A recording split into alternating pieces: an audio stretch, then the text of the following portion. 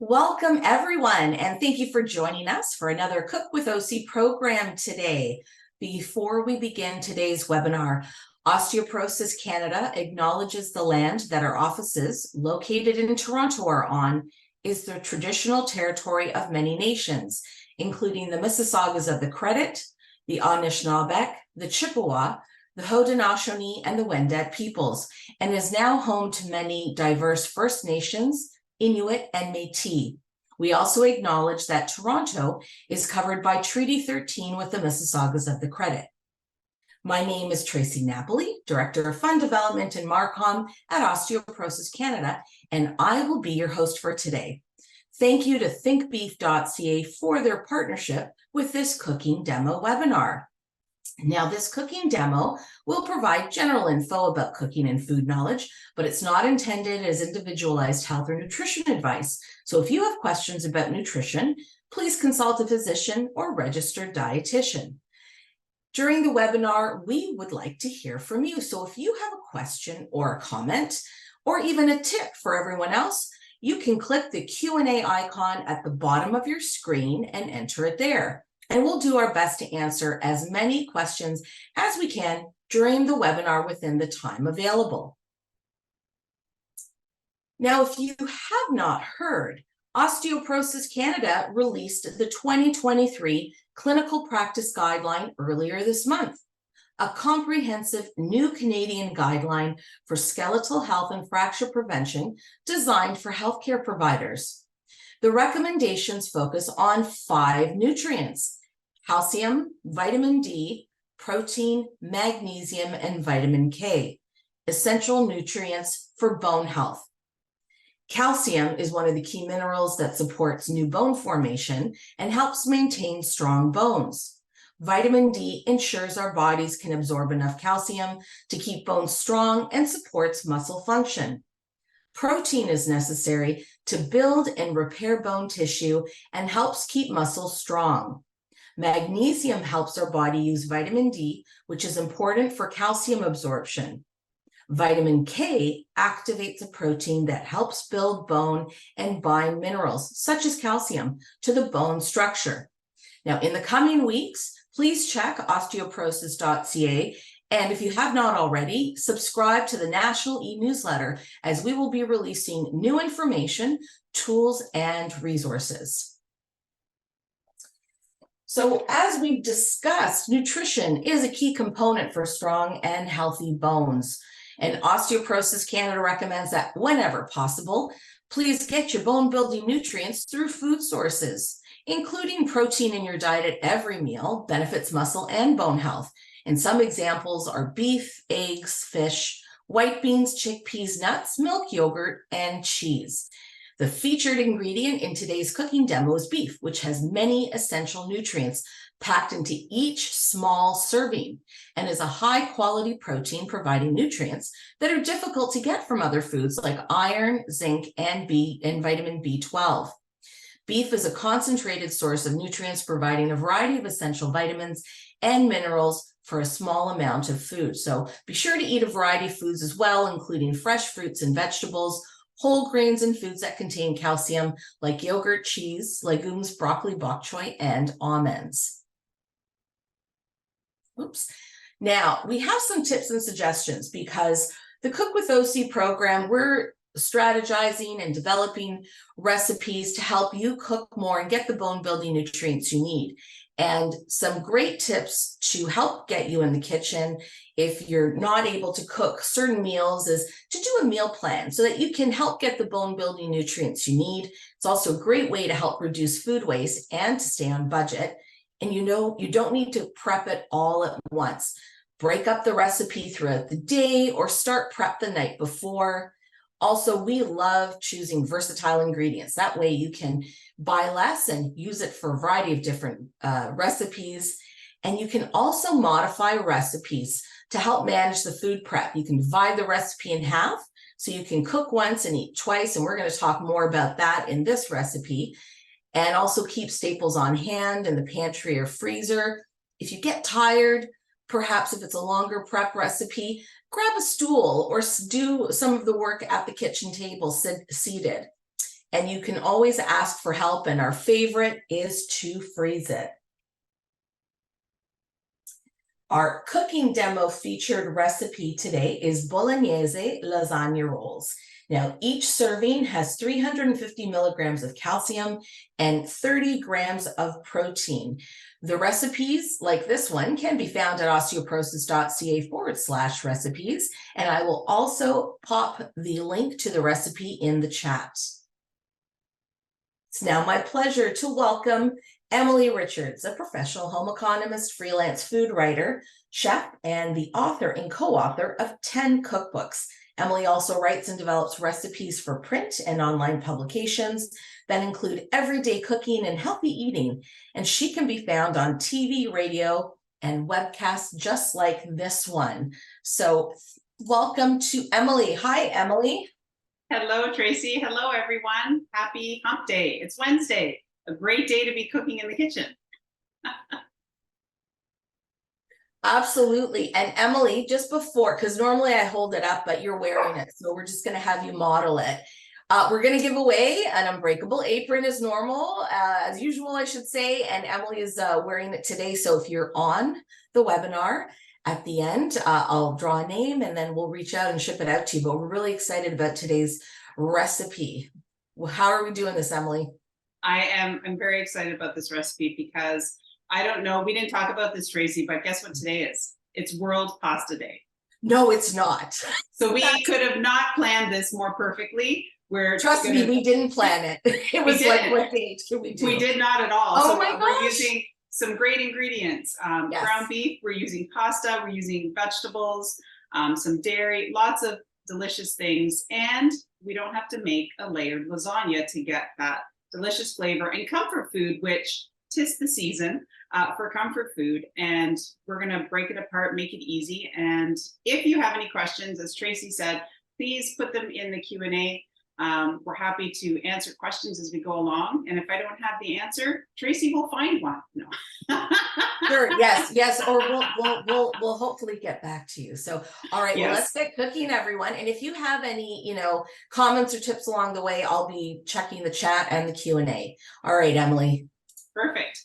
So we're going to get started. And one of my favorite things, well, as I said, two of my favorite things, pasta and using beef. So we are making a Bolognese sauce, which is a meat sauce, and it has vegetables in it. So we're kind of bulking it up for flavor, for texture, and it really adds an overall deliciousness to this recipe. So we're actually going to start off with the sauce, and we are using the sauce for two components. We are using it as our sauce for the lasagna rolls, but we're also going to use it as part of the filling. So we wanted to have flavor right from the get-go. And I'm going to start off with a little bit of olive oil. I'm using extra virgin olive oil today because I want that little bit of olive flavor in the dish as well. And it's pretty classic to use an Italian extra virgin olive oil in this type of recipe. If you don't have that at home, please feel free to use the oil that you have, because this is what's going to get us started cooking our vegetables. Now, I also have the recipe right in front of me. This is something that I always do. I don't use my computer because I don't want to get food all over it. So I tend to have a printed copy or a cookbook in front of me that I'm using. So this is our recipe today. And I always like to have it out so that I can make sure that I have all the ingredients that I need, which is what you see in front of me. And then hopefully I don't forget anything. But I have been known to forget things. So I have a few of you hopefully keeping an eye out on what I'm doing. I know Tracy will be for sure. So I'm going to start off with the vegetables. And as I add them, I'm going to talk to you about these vegetables. So I'm going to add some celery. And if you take a look at my pot, you'll notice that everything is going to be really finely chopped. So if you're already thinking, Emily, I don't want to chop, I don't like chopping, that's really small, my wrists hurt when I chop, what can I do? You can pop all of these in the food processor. So you don't have to stand there and chop everything finely. The reason we want it finely is because we want to have that nice consistency that will be beautiful with the ground beef in our sauce itself and also give off the flavor. Now, if you don't have a food processor, you can also use something like this little mini food chopper. That works beautifully. And you can do, it's not very big, so you can do each vegetable individually and then just add it into the pot. So this combination, you'll see it a lot for soups and stews and sauces because it really does have that beautiful flavor. And I like to call them storage vegetables. So I always have carrots and celery in the refrigerator, always have onions. And guess what I'm going to add next? You probably already thought about it, some garlic. That's going to go in as well because I really want that nice fresh flavor of garlic going in. And I also want it to soften a bit. So it's going to start in the beginning with all my vegetables. So these are my flavor starters that I'm using here. The heat that I'm using is about medium high because I want to get a little bit of color on my vegetables. So once they start to brown, I know that I can move on to the next step. So in development of this recipe, we really wanted to showcase kind of having the influence of making your own sauce, but not taking it to the point where it's going to take all afternoon to make the sauce. Granted, if you look back there, one of those pots has sauce that's been cooking all morning because it is World Pasta Day. I had to make sauce for it as well. So we have lots of pasta.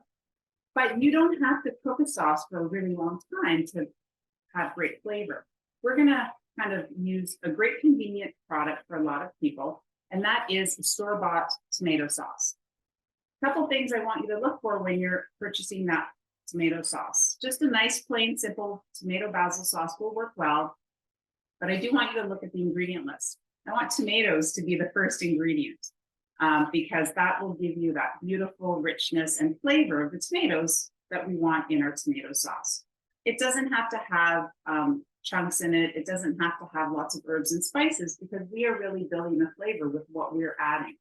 The other thing that you could use is a strained tomato sauce, which is sometimes referred to as passata. And that is usually just tomatoes with a little bit of salt and basil. And you can also use something like that in this recipe so that it will give you the body and the flavor for the Bolognese sauce, okay? So I'm starting to get a little bit of browning in my pot, which means that the vegetables are also getting a little bit of color, okay? And it smells wonderful in here. This is something that you could do on the weekend if you wanted, but it is just about quick enough to do it during the week.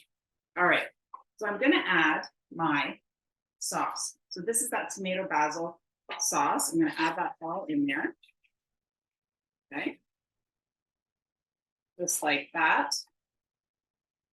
Now, if you wanted to kind of jazz this up a little bit more, let's say your family loves a bit more spiciness or lots of herb flavor, this would be a great place to add a little bit of dried oregano if you wanted, or if you still have beautiful parsley and basil in the garden, put some in here as well, and that will just enhance the sauce. We are going to add other ingredients to the filling as well to bring out the flavor, but if you want to punch up the flavor in your sauce, you definitely can do that, okay? So I'm just gonna add a little bit of salt to this as well.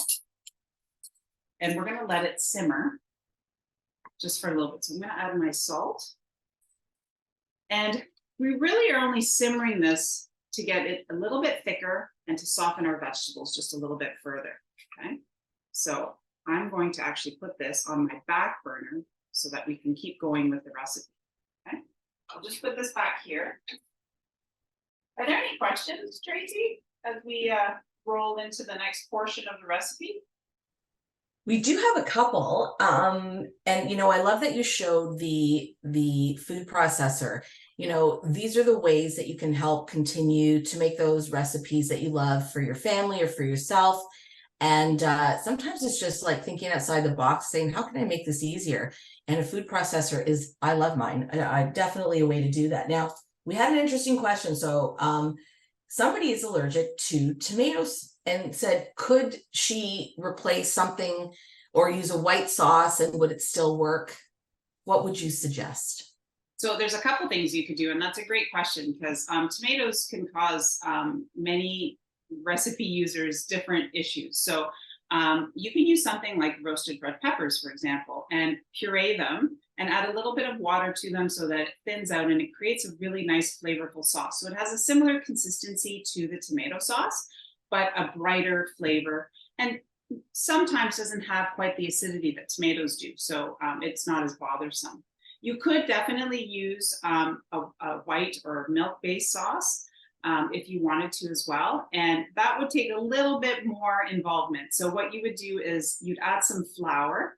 And because we need about 2.5 cups in total, you could use about 1.5 tablespoons to 2 tablespoons of flour, cook it in with your vegetables and create that roux, and then add the milk so that it thickens. So you get a bit of a bechamel sauce. Excuse me, I'm gonna grab some water. That's a great answer. While you drink that, I will share that. That's a great answer. And then you still want to season it. So you still want to season that milk sauce with a little bit of salt, maybe some pepper, and you can still add those other seasonings that I mentioned earlier to both. If you wanted to use the roasted red pepper or the milk-based sauce, that would be lovely.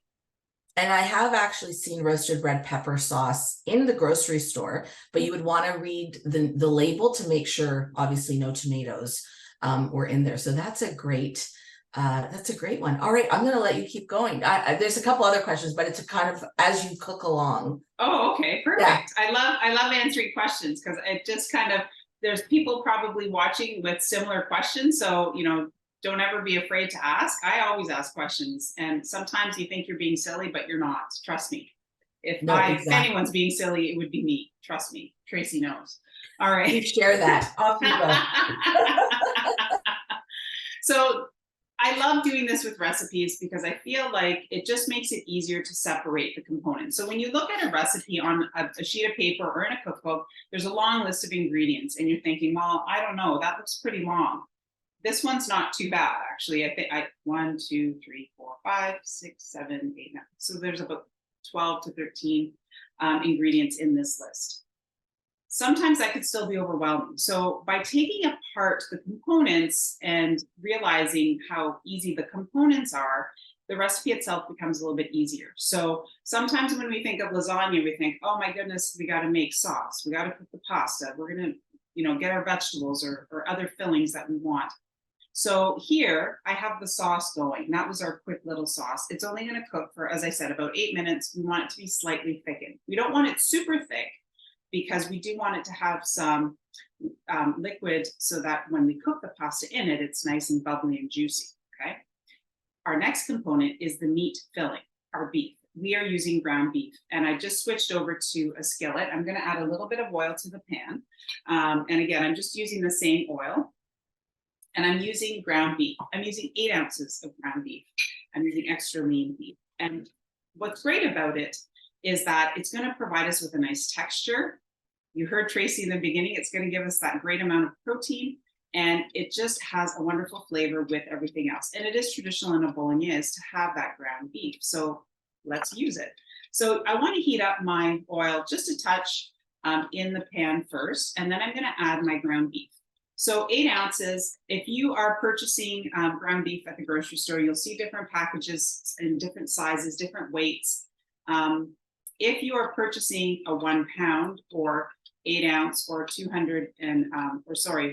450 gram package, you'll need about half, okay? That's what we're looking for, that 8 ounce or 227 grams of or 250, depending on what weight scale you're using. And that's what you're going to use. So you think, oh, well, Emily, that doesn't sound like very much. But did you see how much protein you get? It is so full of protein, and the flavor is perfect. So what I'm doing is going to break up this ground beef.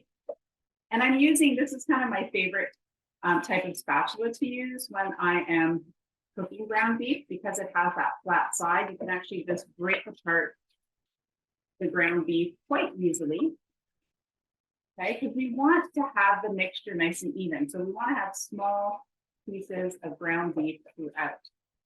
So I'm going to keep doing that as it browns and cooks through. So at this point, referring to it browning, I'm actually cooking it fully, which is great. It will get cooked again, but you will see the color change in the beef as it's cooking.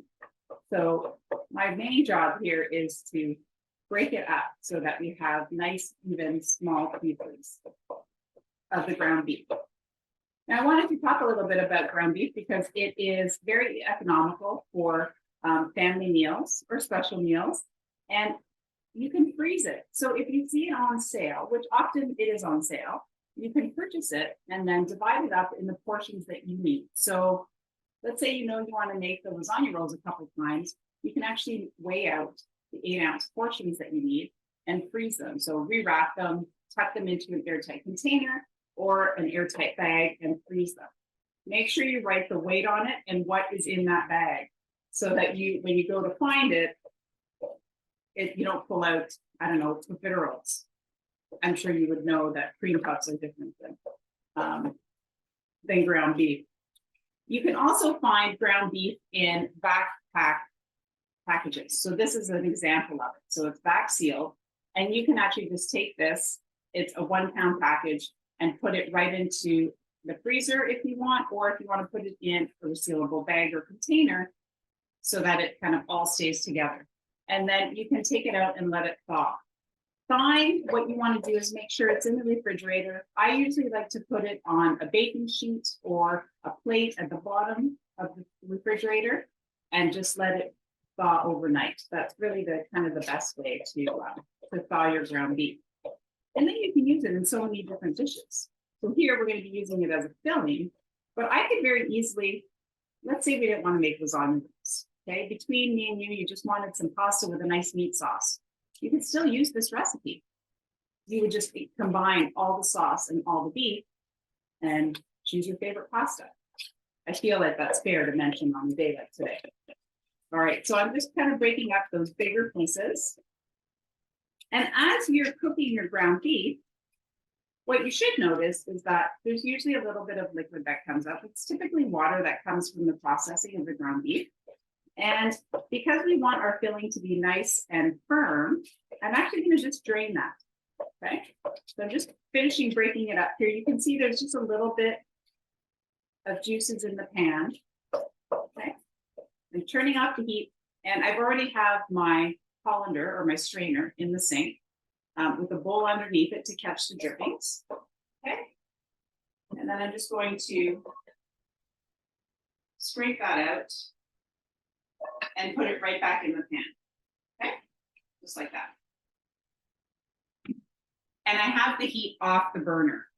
Okay, I'm going to check on my sauce here because I hear it bubbling away, Tracie. Maybe we could answer a question. Oh, we got lots more questions. Oh boy, it's a question awesome. day. I love it. Yes, I am. I'm looking at them right now. So, and you know what? Somebody has a great question because we know that they've been on our past webinars because they're asking this. So Carol wants to know if she can use one or more of her frozen beef mixture from the calcium boosted beef recipe. I know it's on the website. I'm going to share that link. And this was, so if you don't know what this is, the calcium boosted beef recipe was one of our really quick, get your meals in minutes, prep the beef recipe in advance and keep it in your freezer and pull it out. But I'm going to find the link and put it in the chat. But Emily, what say you about this? Well, I'm going to have to get you to check the amount for me, but I'm pretty sure we use 12 ounces. Yeah, I'm going to check it right now. Of ground beef on that one. So it's a little bit more, which is not a bad thing. And because we're using 8 ounces, so it's a slight difference. So it'd be a little bit beefier, which is okay. You get a little extra protein there, but you could totally use that. And that mixture has some cheese already in it as well. You can still add the additional ingredients that we're going to add. Your lasagna rolls might just be a little bit fuller than ours. That's all. Okay. But I love that idea. Thank you, Carol, for bringing that up. I feel terrible, Tracie, that we didn't think about that earlier, but I'm so glad that Carol mentioned it because that calcium big batch boosted beef is, I never say it right, but it is, I actually have some in the freezer too. So I should have, pulled it out and thought about that. I love that. This is why we're all doing it together. So I'm copying it right now as we speak. Here's a recipe. And so what you'll see is this was designed so that you could kind of do the prep in advance for part of any of the recipes. We used it in stir fry and in soups, and there was a pasta dish and all kinds of different things. But yeah, so this is one of those strategies that you can do. And I think it ended up for 4 different recipes. So there you go. I popped that in there. I'm going to ask you another question. So let's just see here. So somebody, and I have this in my freezer, Donna has frozen tomatoes, and she would like to know, instead of a sauce, can she use her frozen tomatoes? So your frozen tomatoes will be have a little extra liquid in them from freezing.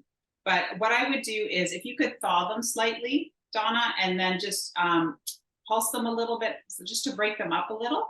You can use them in the sauce, and you'll need a little bit more than the 2.5 cups, just because they'll cook down a bit. So even if you added 3 cups of those frozen tomatoes and just let it cook away, so that and it will need a little bit more help in the seasoning round. So a little salt, pepper. If you wanted to add some of those dried herbs like oregano, a little bit of basil would be lovely. Or if you have an Italian seasoning mix, that would be nice, just to kind of give them a little bit of flavor. Because we're using the tomato basil sauce, it already has a little bit of seasoning.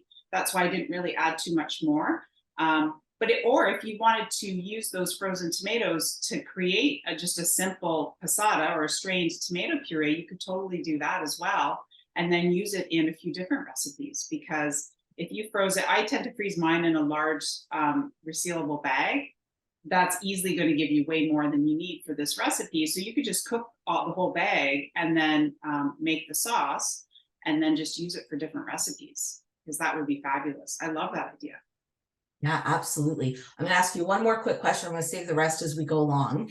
Yeah. Somebody was asking, so because you'd mentioned, let's say you don't have olive oil, could you use coconut oil? Is that as interchangeable, let's say, as another type of oil, let's say, that you have at home?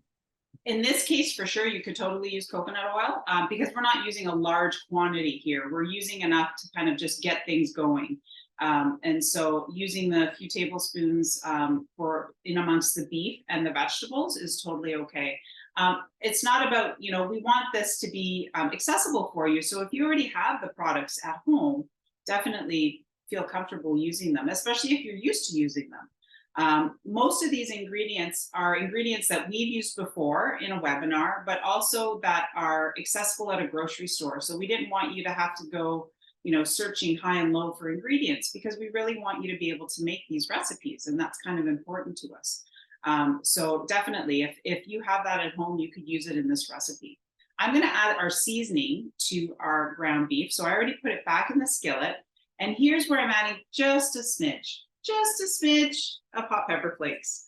That's the Southern Italian in me. I like that little bit. I'm not going to go overboard, but if you love heat, you can easily double it. If your family loves some spice, this is only a 1/4 teaspoon. You could add a 1/2 teaspoon quite easily. Or maybe save it for later and add, a little sprinkle as you're enjoying it. I'm also going to add some tomato paste. So a couple tablespoons of tomato paste. And if you're wondering what it's there for, because we're not actually cooking it in there, guess what? It's going to help thicken and add a little bit of flavor to our filling, okay? So it really intensifies. It has that really, really rich flavor of tomatoes without using a lot, okay? So that's why I'm stirring it in, and it's going to coat the beef really nicely. I'll actually bring it down here so it'll be a little bit easier to see. Okay? And then what I'm going to do is add a little bit of more salt. So I am seasoning all the layers here. This is something that, you probably hear often, is to season as you go. So it's seasoning all the components so that in the end, everything comes together and has a wonderful flavor. Okay, so I just added my little bit of salt. And then here's where we're going to add our fun ingredients. Well, actually, they're all fun. I think cooking is always fun. So we're going to add ricotta cheese. So if you've seen a Bolognese recipe that calls for milk or cream or something like that, sometimes there's a dairy component in the recipe. It's not always there. It's really a personal preference. So I'm using ricotta cheese to kind of create that creaminess. But for all you calcium lovers, this is an easy way to boost it by using the fresh ricotta cheese. And I'm using it also because it doesn't have a flavor. It's going to kind of pick up the flavor of everything that we are adding to it. So in goes my ricotta cheese, and I love the texture of it. Now, if you're thinking, I only use cottage cheese, you could use cottage cheese. I would just pulse it up a little bit so that it's a little bit finer, so you don't have the big curds, or choose the finer curd of the cottage cheese. But there's also, I'm trying to remember it, that's why that pressed cottage cheese, that one, you could use that here as well. That would be really lovely. So changes the recipe slightly, but it still kind of gives you the same consistency, which is what we're looking for, okay? Then we're also going to add parsley. I have so much parsley in the garden. You have to use it up. I'm like loving it right now. And it's also going to add some color and fresh flavor. If you have basil, that would be a great option to use as well. That would be fragrant and delicious. A little bit of fresh oregano would be nice as well. So you can, again, really kind of play around with some of the flavors. Don't use any of those harder, stronger herbs like rosemary and thyme. They might be a little too harsh. But for sure, the soft, delicate herbs would be lovely. Okay, then I'm going to add, this is my mozzarella cheese. I'm only adding half. Okay, I'm going to stir some in here because I want to save the rest for the top because it has to be like a lasagna. We want some mozzarella on the top, just like that. So I just want to mix this together. But if you're wondering, Emily, that looks really dry. What about our sauce? That's where our sauce comes in. So I'm going to show you our sauce now. I'm going to just move this here so I can show you the consistency. So it's just thickened slightly. See how it's got some nice body to it in there as I stir it. Okay, it's not as watery as when I first put it in, but it's still, if I move the spoon, that line fills in slowly. So it's got a nice consistency to it. So we are going to take 3/4 of a cup. Sorry, not 3/4, 3/4 of a cup. I'm just going to measure that out so I don't add too much. Okay. There we are, 3/4 of a cup. And that goes into this mixture. Okay. Because again, we didn't want this to be too runny. We want it to stay in our lasagna rolls. Yeah, so I'm going to make sure I get all of that out. And I'm going to stir this together. All right. Give that a nice stir. Oh, I can see that warmth of the sauce melting the mozzarella a little bit, which is perfect. Okay. There. So it's got that nice chunky texture to it from the beef. You can see the ricotta throughout. And I can see all the vegetables in there too, which is exactly what I'm looking for. So I'm going to just put that here.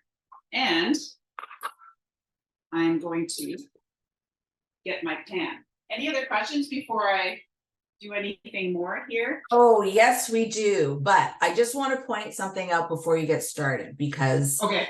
If you're like me and maybe you don't have as much counter space, some recipes you have to have a bit of assembly room and you have to have kind of things, spread out. So if your counter is not going to work, just make sure you can do this on your kitchen table or your dining table, someplace that you can spread things out so that you're not accidentally knocking things over. Speaking for myself, I know, right? All kinds of things like that. So let's grab a couple of other questions. So we had a couple of questions about the ricotta. So let's say ricotta is maybe a little too expensive and we're trying to look for a substitution. Is cottage cheese an option to do that? And Yes. I know it's a bit different. Yeah, and there's all different. It is a bit different. Yeah, yeah, it is a bit different. So you can use cottage cheese. You can chop it up a little bit so it's not as big, so the curds aren't as large. And it may be, just check the nutrition label, it may be a bit saltier.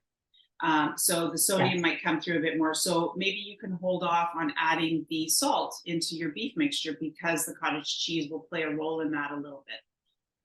And so in the end, you could leave it out, but again, we want it there for the texture, but we also want to gain the calcium benefits from it too. So that's a couple of the reasons why we have it there. Exactly. So just on that, we're getting some questions about, can I swap this in or swap that out? When we develop these recipes, they're very specific to the amount of bone building nutrients, so the calcium and the protein especially.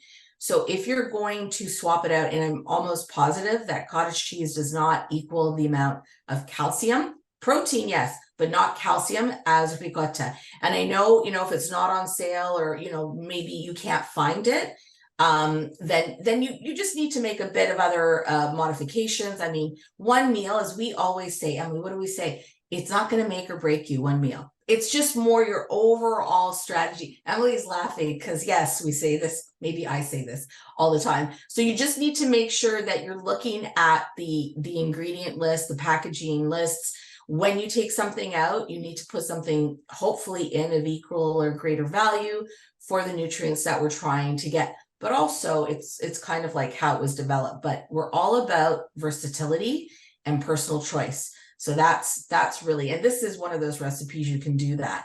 The other question is, somebody asked if you can, let's say you buy the ricotta. Mary asked, can you like maybe take half of it and put it in the freezer? I'm not sure if you can do that as is.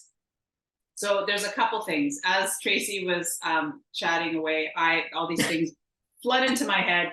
So I hope they all come out clearly, because sometimes it doesn't, but I want it to come out clearly.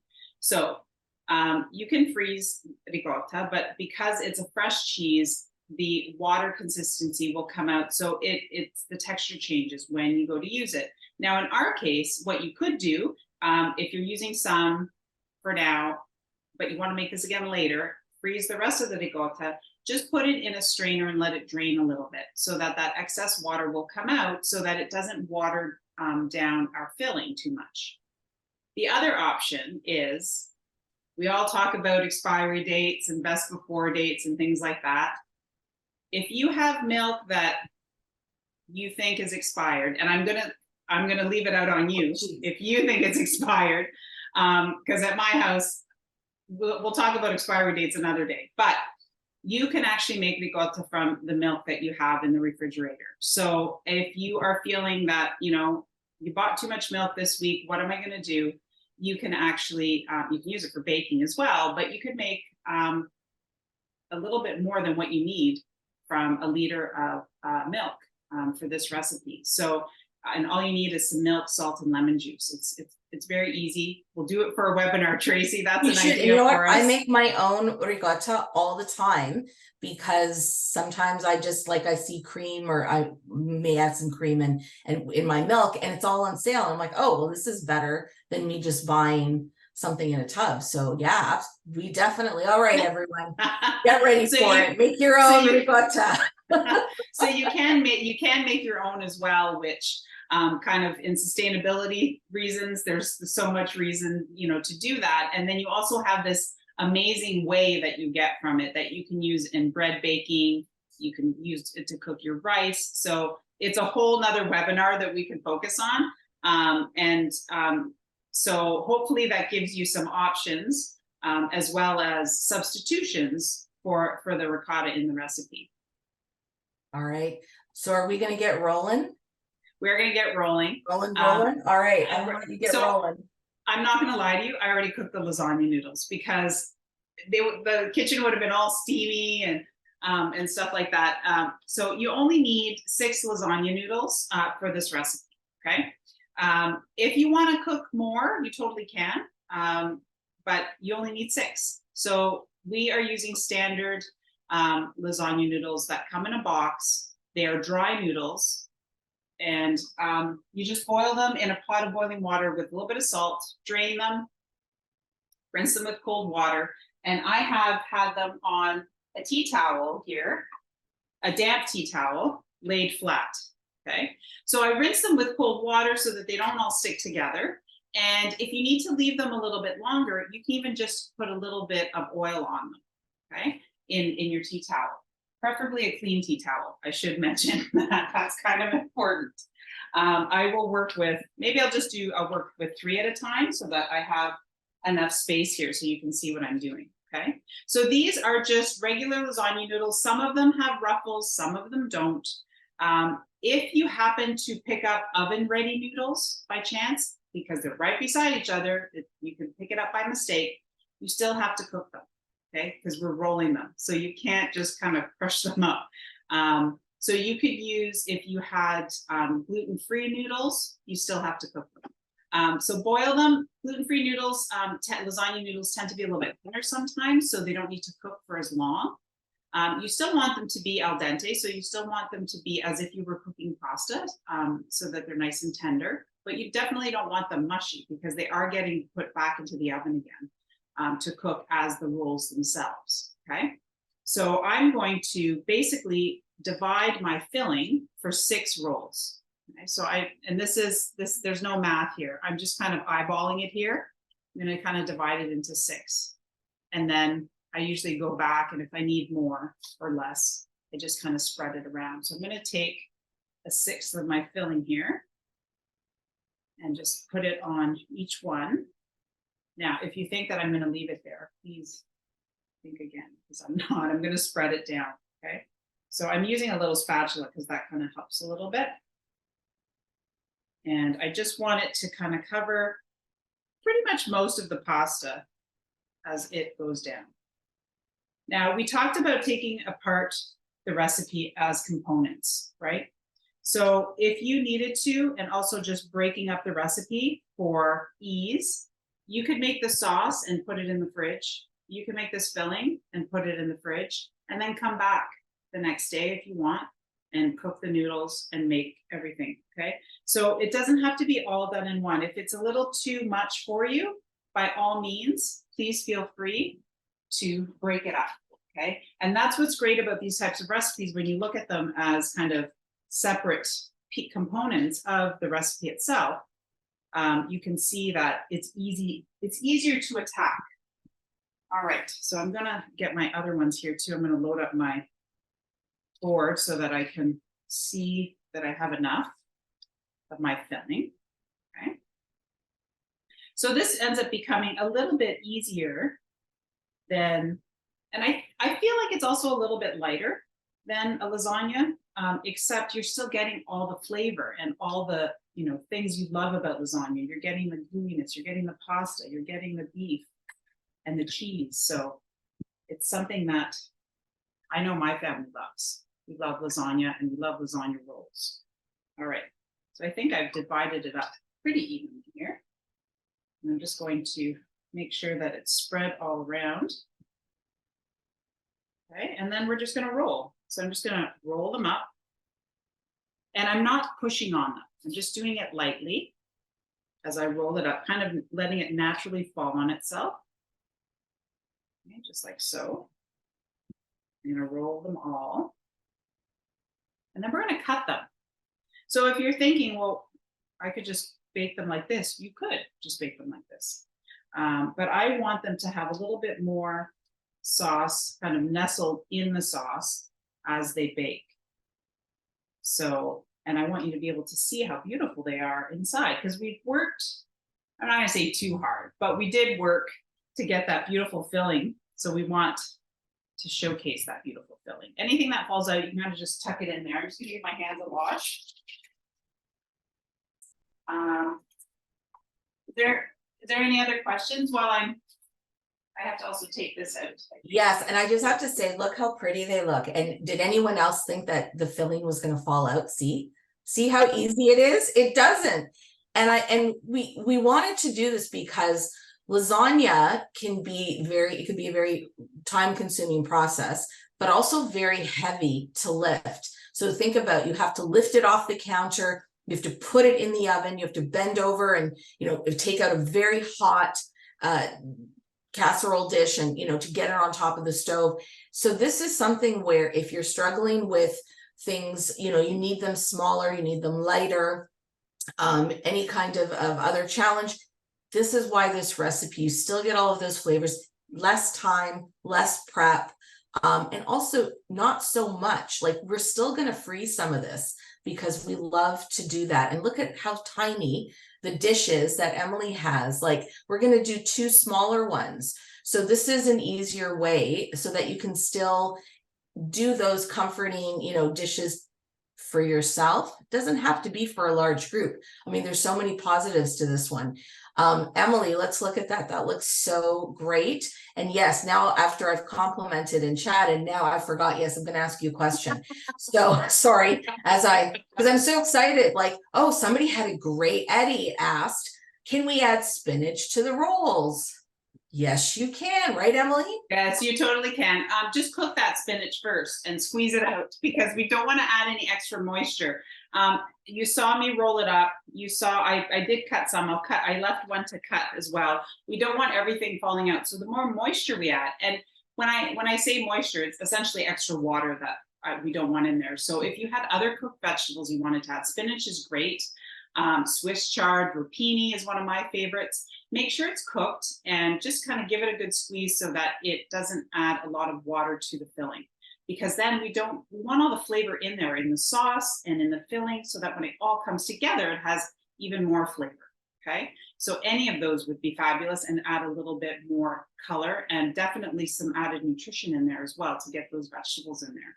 Now I'm using two, as Tracie mentioned, I have two smaller casserole dishes, but the recipe is for an 11 by 7. So if you are feeding your family, this is a great, you're going to put it all into your 11 by 7 casserole.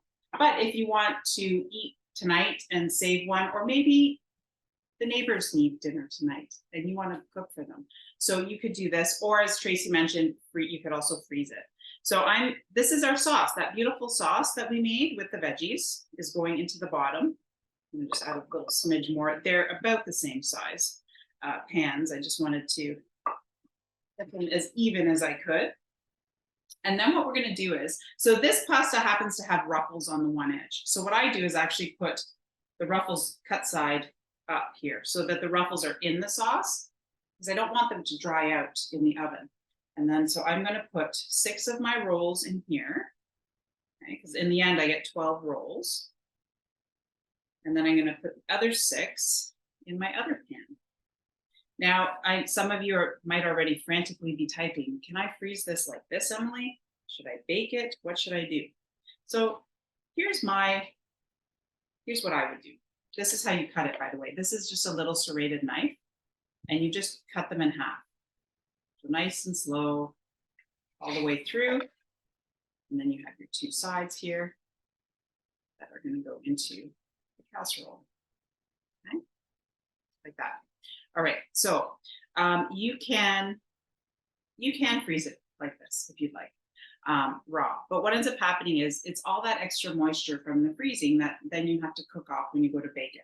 So what I would rather do, and this is what I do, is I bake them both now, and then I'll enjoy one now, and then let the other one cool, wrap it, freeze it, and then let it thaw in the fridge, so that the talk we had about how we thaw the ground beef is the same way that you would do it for this lasagna roll. Let it thaw in the fridge overnight, and then just warm it up in the oven so it doesn't take as long as well. So you can kind of have a quicker meal. The other thing you could do is, if you wanted to bake it all at the same time, and then portion out these perhaps for lunch for some family members, or for later in the week or on the weekend. Okay, so it gives you some further options, which is really nice. So I'm going to I'll bring these over here, and I'm going to take the rest of that mozzarella cheese, sprinkle it on top, okay, just like that. And that's going to also give us a little bit of added creaminess as it bakes away in the sauce. And then some Parmesan cheese, and which, guess what, gives us a little bit more calcium in there as well. So I'm going to sprinkle on my Parmesan cheese, and then this gets covered, and it goes into a 375-degree oven for, usually takes about 30 to 40 minutes.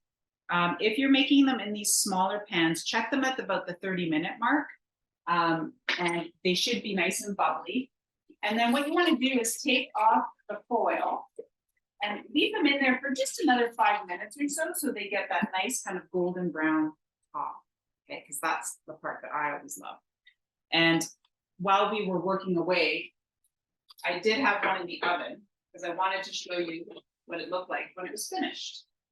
But this one is still really hot. And I did uncover it for the last 5 minutes. So this one has the cheese kind of all melted in there, and you can see that as the sauce bubbles, it comes up a little bit, and it still gives you that nice, I always love the top of a lasagna where it has that nice crunchy bits. So you're still going to get those nice little crunchy bits in there, but you can see that the filling's in there, and it just looks beautiful. You could sprinkle this with some parsley or basil if you wanted to serve it, and just dig in. Do we have more questions, Tracie? Yes, but I'm just gonna say yum, that looks really good. So Emily will be enjoying, she makes a supreme sacrifice to do the taste test. And we've got Diane who asked, like, so what is serving size? Because I actually don't recall. Is it 3 or 4? It's three. Yeah, so this is 4 servings, but if you want to serve this as a first course, which I always love serving pasta as a first course, if you're having a special gathering, you could do 1 or 2, for example, and extend it. So instead of serving soup, for example, as a starter, you could serve something like this, and it would be absolutely delicious. Because I'll scoop some out so I can show you, but the sauce is on the bottom. You can even serve it with a few little greens or that spinach we talked about earlier. You could serve it on a bed of spinach, which would be lovely. So there's lots of wonderful options that you can enjoy to serve this. But 3, I find, is a wonderful a meal. And then, with a nice Caesar salad is a big hit at our house. So we tend to have a nice green salad. If you love bread, which Tracie and I love bread, a nice crunchy baguette would be beautiful as well. And this is where, if you want some of that extra spice, you can, serve that at the table, some extra cheese, which we won't say no to because we know we're getting that extra hit of calcium in there, which is lovely. So it just has that lasagna feel to it, but it didn't take all day. It didn't, and like I said, it's easier to kind of lift and maneuver. And if you're only cooking for 1 or 2 people, oftentimes, sometimes you think, oh, am I really gonna do this just for myself and someone else? You should do something. And this is not as painstaking, let's say. I mean, if you like to cook, I like to cook, Emily likes to cook. I'm happy to spend 2 days making lasagna once in a while, not all the time, but it does take a long time. But look how gorgeous that is. And we have people are already, thank you for doing this. Mary was like, thank you for making this. And Andrea, yes, the recipe's in the chat. Oh, wonderful. So you got that. And this is being recorded. So you can watch Emily make this. It'll be going out in about in about a day or so. We had a question on how long would you reheat the second dish in the oven, let's say after you've taken it out of the freezer? So out of the freezer and it's fully thawed, it will probably take about 20 to 30 minutes to warm through. Just do it at 350 and make sure you cover it, keep it covered. And then what I usually do, and it's always a good recommendation, I'm just gonna grab a paring knife to show you, is grab a little paring knife and go kind of in the center. So you go right in the center here like this, and then make sure it's hot. That's hot. So it should be hot to the touch so that you know that it's fully heated through, so that then you're not, everyone gets, and I've been there, you serve everybody the hot stuff and then the center's cold, that center's warm, so everyone's going to get some hot lasagna rolls, which is perfect. Exactly. And we have a question about gluten-free. So, because did we, Emily? I know, I don't remember. We've had so many questions. No, we didn't. The gluten-free noodles. There are gluten-free noodles. There are as well as non-gluten-free noodles. So I'm certainly not the expert on gluten-free noodles. I have many friends that use gluten-free noodles, and they do have that frustration because they typically are thinner. They don't have the same structure. So when they come out of the freezer, for example, even like a pasta bake, it tends to be a little bit mushy and it breaks apart. So you can, however, make this to the point of the ones that I just made, and with the gluten-free noodles, and just leave it in the fridge overnight and then bake it the next day. And you'll still get kind of that nicer, that it'll be a better texture for you, as opposed to freezing it. Freezing it baked will obviously help, as opposed to freezing it from raw. But it still will have a slightly different texture than the wheat noodles. Okay, great. They're working on it. I know they're working on great gluten-free products. So we just kind of have to be patient for them. But fresh, if you're going to make this fresh, all good, right? Yes, all good. yes. Gluten-free, yeah. Which is awesome. And that was all good, right? Emily, you got your reward. Cook's treat. That's what we call it. Cook's treat. Well, listen, we're almost, because we're such a great webinar. We really want to thank everyone. And you know what? I just love when I take a look at where everyone's coming from. We have people from on the webinar today from Pennsylvania, from Kentucky. Where else do we have? From New Mexico and California. Wow. So we welcome we have people from all across the country. And so on that, I would like to congratulate our apron winner, and I'm just scrolling here. And what a fun name! I'm going to tell you, I've never heard of this town. It's from Calabogie, Ontario. Cheryl McCormick, congratulations! It's Calabogie. I know where Calabogie is. Okay, see, as you can tell, I don't know. So congratulations, Cheryl. We're going to contact you about that. And we're just going to, I'm going to share my screen, but I want to just let you know, if you live in Winnipeg, everyone in Winnipeg, the cook along is coming back to Winnipeg. And in a week, we're going to have that all up on the website. And our first cook along is going to be in November. So stay tuned for more information on that. So Emily, that just looks amazing. We're going to have to get that made pretty quickly here. You will, because I'm already almost finished one. Are you? I know, so I'm starving. So on that, here are we've got new recipes on the website. So definitely go to osteoporosis.ca/recipes. I did send out an email earlier today to all the registrants with the recipe link. It's in the chat for the Bolognese lasagna rolls.